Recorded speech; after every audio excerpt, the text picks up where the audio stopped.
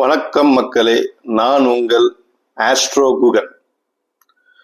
இன்னைக்கு இந்த பதிவுல சனி பயிற்சி பலன்களை பத்தி நம்ம பார்ப்போம். எந்தெந்த ராசிக்கு இந்த சனி பயிற்சினால பாதிப்பு இருக்கு, அதுக்கு என்ன பண்ணலாம், என்னெல்லாம் பண்ணக்கூடாதுன்றத இந்த பதிவுல பார்ப்போம். இந்த பதிவை முழுசா கேளுங்க, ஸ்கிப் பண்ணாதீங்க. பதிவை துவங்கறதுக்கு முன்னாடி இறை வணக்கம்.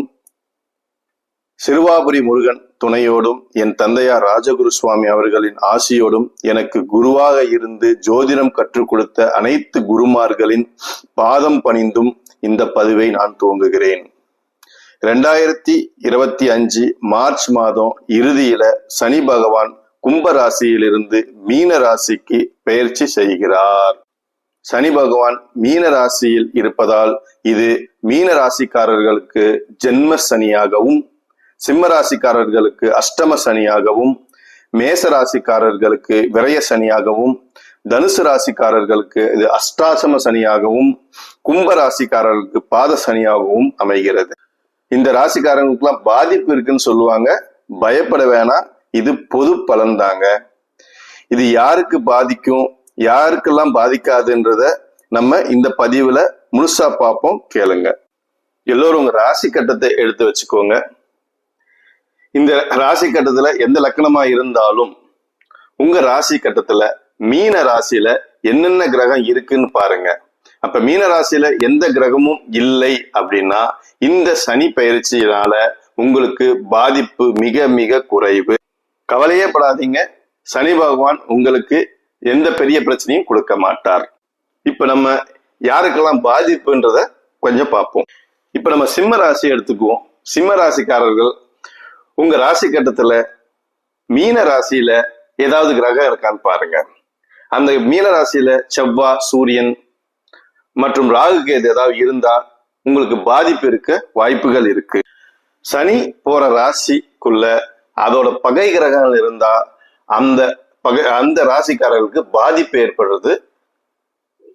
ஆனா யாருக்கெல்லாம் பெரிய பாதிப்பு ஏற்படும்னா அந்த ராசியில இருக்கிற கிரகத்தோட தசாபுத்தி ஏதாவது நடந்துகிட்டு இருந்தா அவங்களுக்கு பாதிப்பு கொஞ்சம் அதிகமாவே இருக்கும். இப்ப மீன ராசிக்காரர்கள் எடுத்துட்டீங்கன்னா கண்டிப்பா மீன ராசியில சந்திரன் இருப்பார். ஏன்னா நம்ம ராசியை நிர்ணயிக்கிறது சந்திரன் எங்க இருக்காரோ அதுதான். அதனால மீன ராசிய சனி பகவான் சந்திக்கும் போது நமக்கு பாதிப்புகள் இருக்கும். ஆனா எல்லாரும் பாதிப்பு இருக்குன்னு பாத்தீங்கன்னா இருக்காது. ஏன்னா விதின்னு ஒண்ணு இருந்தா விதி விலக்குன்னு ஒண்ணு இருக்கும். நம்ம ராசி கட்டத்துல இருக்க குரு மீனத்தை பார்த்தாலோ இல்ல சுப கிரகங்களோட சேர்க்கை சனிக்கு இருந்தாலோ பாதிப்புகள் மிக மிக குறையுங்க. அதனால பயப்பட வேண்டாம், அதை நீங்க ராசி கட்டத்தை வச்சு பாருங்க. இப்ப இந்த சனி பயிற்சியை நம்ம எப்படி எதிர்கொள்ளலான்னு பார்ப்போம். சனி பகவான் நம்ம முன்னாடி செஞ்ச கர்மாவை நமக்கு கொடுக்க வரவர். அதனால அவர்கிட்ட தப்பிக்கலாம் முடியாதுங்க.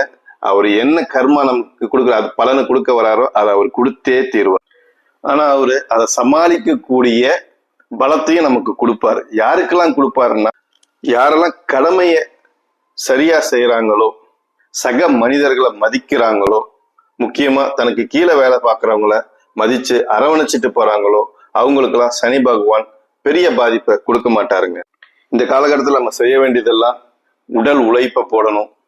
யாருக்கும் எந்த தீங்கும் செய்யக்கூடாது. நமக்கு கீழே இருக்கிறவங்க, நம்ம கூட இருக்கிறவங்க எல்லாரையும் அரவணைச்சு அன்பா பழகணும். நம்ம உட்கார்ந்து பார்க்குற வேலையா இருந்தாலும் சரி, நம்ம காலையில ஒரு 5 கிலோமீட்டரோ மாலையில ஒரு 5 கிலோமீட்டரோ நடைப்பயிற்சி செய்து, அதாவது உடல்ல வேர்வை வர அளவுக்கு நம்ம ஏதாவது செஞ்சுக்கிட்டே இருந்தா சனி பகவான் நமக்கு பெரிய பாதிப்பை கொடுக்க மாட்டார். அதனால இந்த பயிற்சியை பத்தி கவலைப்படாதீங்க. நம்ம வேலையை கரெக்டா செஞ்சுக்கிட்டே இருந்தோம்னா நம்மளை கண்டிப்பா சனி பகவான் எந்த பாதிப்பும் கொடுக்காம, அப்படியே நமக்கு பாதிப்பு கொடுக்கணும்னு இருந்தாலும் அவர் சும்மா லேசா தட்டிட்டு போய்கிட்டே இருப்பாரு.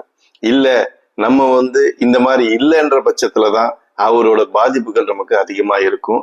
அதனால மக்களே, இதை பத்தி இந்த சனி பயிற்சி பத்தி பயப்பட வேணாம். நான் சொன்ன விஷயங்களை நீங்க சரிவர செஞ்சாலே போதும். இல்ல இறை வணக்கம் நமக்கு கண்டிப்பா தேவைன்னா மாசத்துல ஒரே ஒரு நாள் தேய்பிறை அஷ்டமி அன்னைக்கு நம்ம கால பைரவருக்கு போய் ஒரே ஒரு நல்லெண்ணெய் தீபம் ஏத்துனீங்கன்னா போதுங்க. வேற எந்த விஷயமும் நீங்க செய்ய வேணாம். உங்க வேலையை, உங்க கடமையை நீங்க செஞ்சுக்கிட்டே இருங்க. சனி பகவான் அவர் பாட்டுக்கு அவர் வேலையை பார்த்துட்டு அவர் பாட்டுக்கு போய்கிட்டே இருப்பாரு. இதுதாங்க இன்னைக்கு பதிவுல.